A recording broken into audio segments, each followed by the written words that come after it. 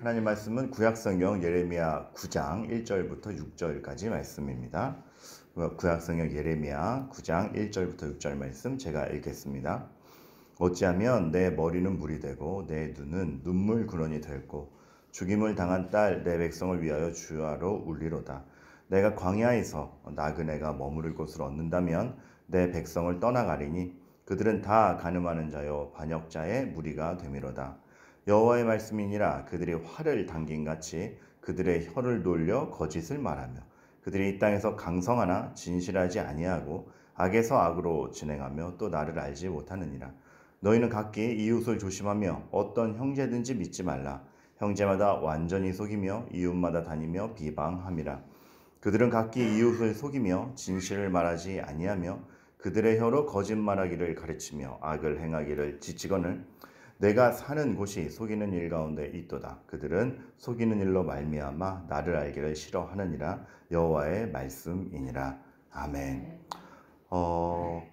굉장히 죄의 처참함에 대해서 점점 강도 높게 얘기를 하고 있는데 네가 사는 곳이 속이는 일 가운데 있도다. 이게 그냥 단순한 표현이 아니라 속이는 것이 아주 그것이 정상인 것 마냥 푹 빠져 있다라는 것이죠. 네가 사는 곳이 그냥 정상범주가 속이는 일이 됐다. 그런 구렁텅이에 너희가 있다라는 말씀이 얼마나 비극적으로 들리는지 모르겠습니다. 과거 이제 하나의 그 운동 종목을 배우는데 그런 말씀을 들은 적이 있어요. 그러니까 이제 복싱과 뭐 이렇게 여러 가지 종합격투기라 그러죠. 그런 것에 대해서 한번 참관할 기회가 있어서 봤는데 제가 물어봤어요. 어떤 선수가 제일 무섭습니까? 그랬더니 그 관장님이 말씀을 하시는 게 아니고 말씀을 하시는 게 어떠냐면 뭐 이렇게 다양한 기술이 있는데 기술을 쓴다 그래서 이런 기술을 쓰는 선수가 무서운 게 아니라 기술을 쓰는 게 아니라 자연스럽게 기술이 배어있는 선수가 무섭다. 그러니까 이제 하수들은 요 기술을 써야지 하면 딱 티가 난대요. 근데 고수들은 자연스럽게 했는데 어느덧 그냥 일상처럼 사는데 기술이 확 걸려 있는 거죠. 그만큼 몸에 배어 있는 선수는 무섭다 그래요. 이 말씀 왜 들었냐 하면 오늘 본문에 등장하는 말씀이 악이 상식이 되어 있고 자연스럽고 몸에 이미 배어 있는 상태라는 거죠. 무서운 상태인 겁니다. 자기는 상식적으로 행동했는데 악이다. 이거 무서운 거 아니겠습니까? 여러분, 상식이 되어 있으면 체감하지 못합니다. 그거보다 무서운 것이 있을까라는 생각이 드는 것이죠. 그래서 사실은 하나님께서 죄를 지적하시는 것은 뼈 때리는 아픔이 아니라 죄를 인식도 못하고 있는 이들에게 그거 아니야 라고 이제 일깨워 주는 것이죠. 그러니까 마치 이거와도 같습니다. 이게 물에 빠졌다가 정신을 잃었어요. 그럼 본인이 지금 몸의 상태가 어디 있는지 익사하는지도 모르는데 정신 차려 하면서 깨우는 거는 뺨을 때리는 게 아니고 살려놓는 거 아닙니까? 저는 선지서를 읽으면서 어떤 생각이 드냐 하면 죄를 지적해서 계속 지적만 해가 아니고 그 죄에 대해서 체감도 못하는, 지금 몸이 얼어서 얼어 죽고 있는데 본인 몸이 얼어서 체감이 없는 건지도 모르는 사람들에게 그냥 때려서 정신 차려, 잠들면 안 돼, 너 이거 못 느끼면 안 돼 라고 해주시는 것이죠. 그러니까 참 이 모든 죄에 대한 지적들, 네가 사는 곳이 속이는 일 가운데 있다. 그래서 네가 체감을 못하지만 너 지금 잘못되고 있다라는 이 하나님의 말씀은 사실은 얼마나 우리를 살리고 싶은 사랑의 반증인가, 우리가 그것을 알면서 읽어야 됩니다. 오늘 말씀을 읽으면서 더욱더 처참한 것은 이런 것에 대해서, 이런 상황에 대해서 이렇게 자세하게 말씀을 하죠. 각기 이웃을 조심하며. 많이 듣던 말입니다. 야, 밖에 나가면 아무도 믿지 마라. 어쩌면 우리도 이거에 준하는 체감으로 세상을 살아가는지 모르겠어요. 그만큼 악이 정상이 되어버린 거죠. 너희는 각기 이웃을 조심하며 어떤 형제든지 믿지 말라. 형제마다 완전히 속이며 이웃마다 다니며 비방함이라. 여러분, 여기서 굉장히 슬픈 표현이 뭐냐면 그 이방인에 대해서 혹은 네 적군에 대해서 믿지 말라가 아니라 어떤 형제든지 믿지 말랍니다. 이 말은 이미 형제로 여기고 가족으로 여기는 이스라엘 나라 안에서도 이 정도로 신뢰가 깨졌다라는, 그러니까 믿음의 사람들도 얼마나 신뢰할 수 없는 범위까지 이르렀는지를 아주 폐부를 찌르는 하나님의 경고임을 알 수가 있고, 이어서 보면 그들은 각기 이웃을 속이며 진실을 말하지 아니하며 그들의 혀로 거짓말하기를 가르치며 악을 행하기에 지치거늘. 그러니까 얼마나 정말 이 밀도 높게 악을 행하고 있고 남을 속이고 거짓말하는 거에 관성화되어 있는지 우리가 알게 되는 것이죠. 거짓말하기를 가르치며 확신하는 겁니다. 야, 그렇게 해도 돼. 그리고 그렇게 해야 영리한 거야. 악을 행하면서 가르치기까지 하는 확신. 저는 악함이 무서운 게, 악을 계속하면 그 악에서 이렇게까지 하면 안 되는데 돌이키는 것이 아니라 악을 확신해 버린다는데 인간의 타락의 무서움이 있는 것입니다. 하나님께 멀어지는데 하나님 없이도 되는데 그렇게 해. 악을 확신해 버리는 상태까지 이르르는 게 우리의 죄일 수 있으며, 사실 그거의 정점에 있는 것이 사탄이라는 걸 생각하면 사탄이 확신을 갖고 하나님께 대적하고 있는 것이 얼마나 스스로 속는 것이고 악의 귀결점인지 우리가 보게 되는 것이죠. 저는 이 말씀을 읽으면서 굉장히 슬펐어요. 왜냐하면 같은 형제 안에서 같은 용어를 쓰는데 서로 대화를 하고 있는데 신뢰할 수 없다? 바벨탑이랑 뭐가 다르냐는 거죠. 바벨탑은 언어라도 나뉘어서 서로 통하지 아니하였다면, 사실 그것도 악에 대한 징벌로서, 분열의 징조로서 내 이웃을 내 몸과 같이 사랑하라 라고 창조하신 인간이 죄로 인해서 분열되는 걸 보여주는 참 슬픈 현실이 바벨탑이었는데, 이스라엘에서는 형제요 같은 말을 쓰는데도 말이 안 통하는 거 아닙니까? 이 사람의 말을 듣는데 그거를 신뢰할 수 없고 서로 간에 정직함이 없고 약속이 아닌 그 상황. 바벨탑의 반복이요, 어떠면 더 심한지도 모르겠습니다. 이러고 보면 예수님께서 산상수훈에서 너희의 예가 되게 하고 아니오가 되게 하라는 말씀이 다시 들어오죠. 우리는 예했으면 예하는 겁니다. 다른 계산이 있지 않고 정직하고 투명한 것이며 그 말씀을 지키도록 사는 겁니다. 아니라 그랬으면 그건 진짜 아닌 겁니다. 이유가 있는 것이고 뒤로 다른 꿍꿍이가 있는 게 아니라 악한 거기 때문에 아닌 것이고, 아니요 하였으면 전 안 합니다라는 선명함이 있는 삶. 그 산상설교의 말씀이 다시 들어오는 거죠. 단지 정직하라, 단지 거짓 증거하지 말라 차원이 아니라 하나님 앞에 얼마나 투명함과 선함을 갖고 살며 거짓말하지 않는다라는 것 자체가 상대방에 대한 존중이 있고 그 사람에 대한 애정이 있고, 궁극적으로는 하나님 앞에서 자기 삶을 체크하고 있느냐, 그것을 보여주는 것이죠.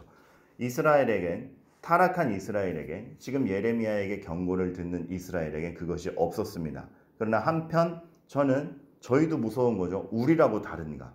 우리도 똑같이 같은 말을 쓰고 있지만 상대방의 마음을 전혀 캐치하지 못하고 배려하지 못하고 알면서도 사과하지 못하고 오히려 이겨먹으려고 더 억센 단어와 행동을 하는, 단어를 쓰고 행동을 하는 우리가 이거와 얼마나 다른가 다시 한번 생각해 보게 되는 것입니다.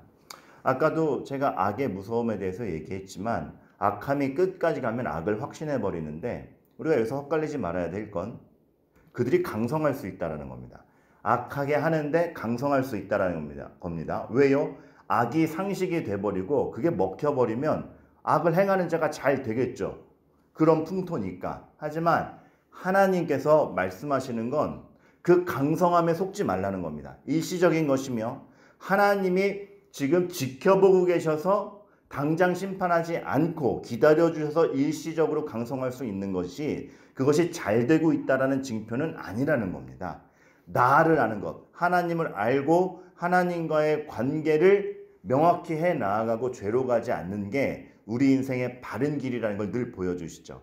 그래서 예수님의 비유 중에서도 반석 위에 지은 집, 모래 위에 지은 집이 나오는 겁니다. 모래 위에도 집은 지어지고 잘된 집이 나올 수 있죠. 강성할 수 있죠. 하지만 주님께서 그 비유에서 초점을 맞추시는 것은 집이 잘 지어진다, 강성한다가 아니라 반석 위에 지었느냐입니다. 오늘 예레미야 선지자도 강성하느냐가 부러울 게 아니라 진실치 못하며 나를 알지 못하는 게 통탄스러운 거다.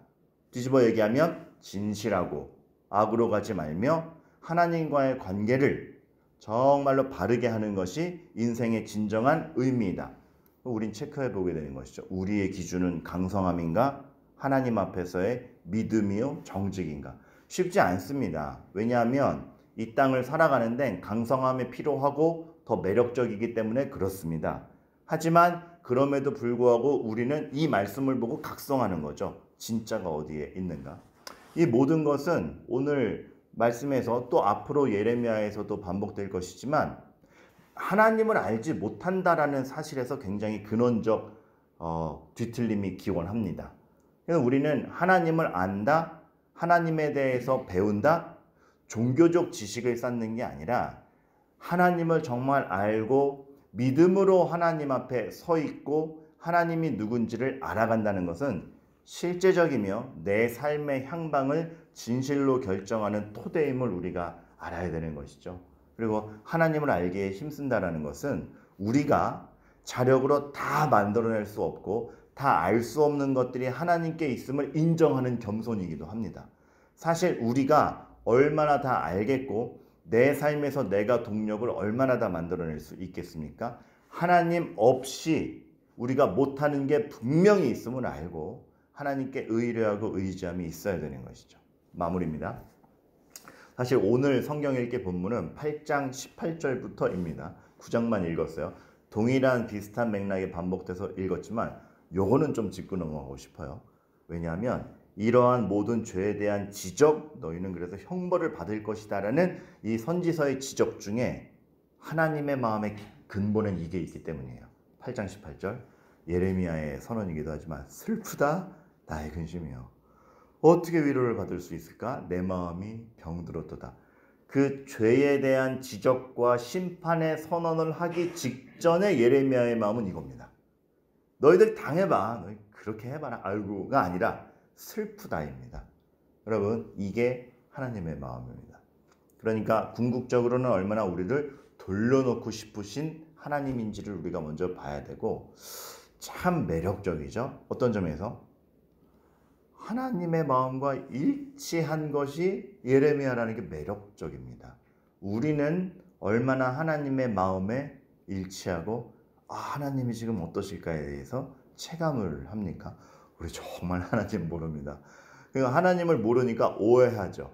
하나님의 뜻과 마음과 행간을 모르니까 내 마음대로 되느냐 안 되느냐만 체크하죠.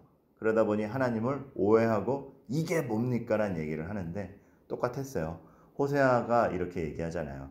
하나님이 내가 에브라임에게 걸음을 가르치고 내 팔로 안았음에도 내가 그들을 고치는 줄을 그들은 알지 못하였도다.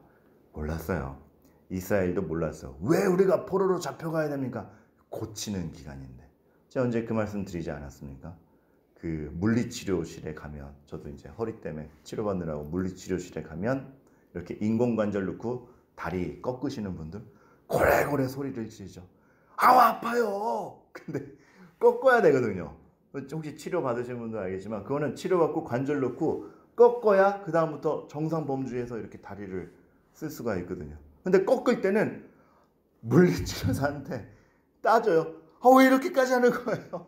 고치는 줄을 알지 못하는 거 아닌가. 사실 그것이 다 우리를 위함인데 얼마나 악하면 우리 스스로 고쳐내지 못하면 사실 지각도 못하니까 포로로까지 집어넣어서 아이고 이거 아니구나 해서 되돌려 놓는 게 하나님의 역사였습니다.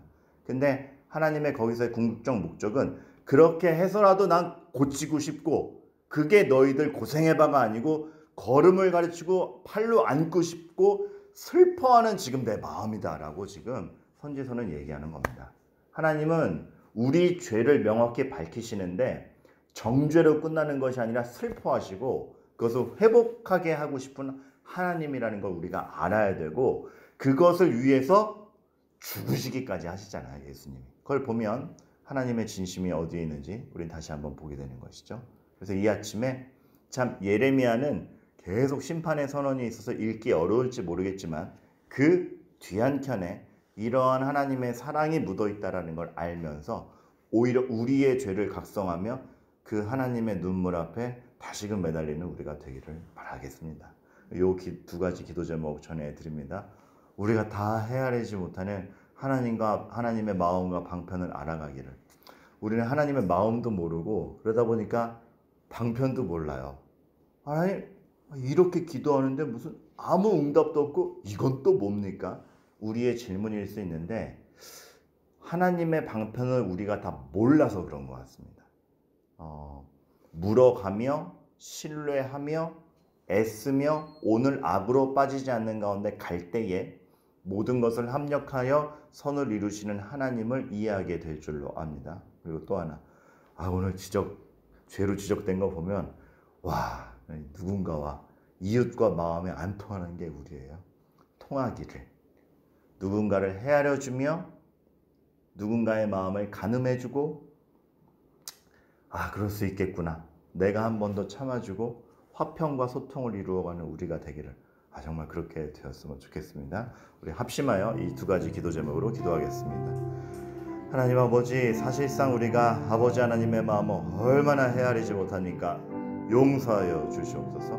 아버지 하나님의 이름 앞에 서 있다라는 성도로서 하나님의 마음을 헤아리고 하나님의 뜻을 의지하고 아버지 하나님의 방편을 신뢰해가는 우리들 되도록 주께서 인도하여 주시옵소서.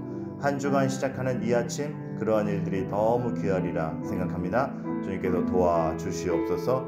하나님 아버지, 우리가 하나님 앞에 바로 선 사람들이라면 정말 내 이웃을 내 몸과 같이 사랑하는 그것을 우리 삶 안에서 이루는 사람들이 될 수 있을 줄 압니다.